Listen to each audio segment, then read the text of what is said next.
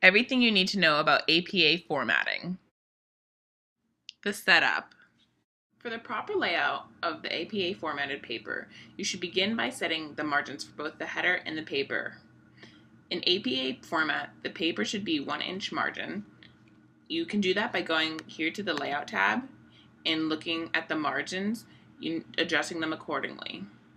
Once you've done that, you can you can change the margins for the header and footer by going to View and finding the header and footer.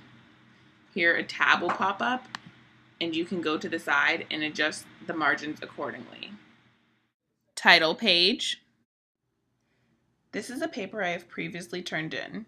My margins on the left and the right side are 1 inch, and from the top they are a 1/2 inch for the header.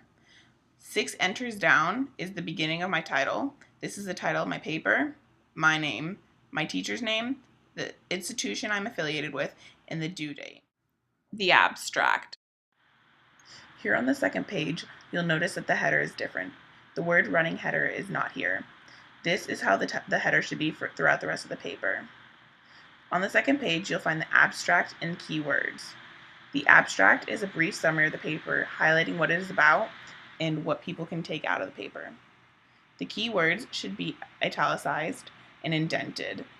The keywords are specific points about the paper. Finally, the paper. As you can see on the third page, the person has the 1-inch margins on the right and the left side and the 1/2 inch margins from the top, with the running header continuation and the page number.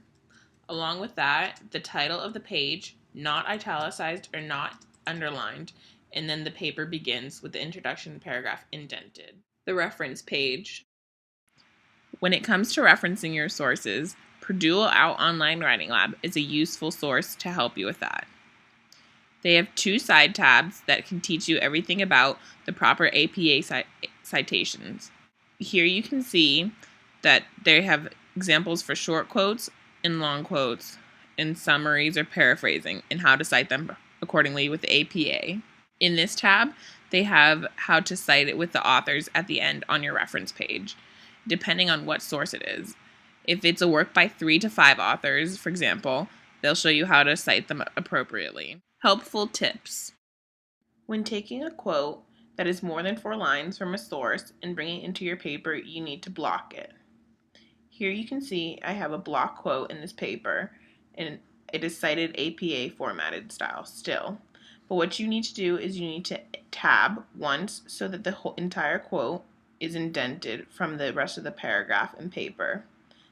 Then you will not need to use quotation marks on each side because indenting it means it is a quote.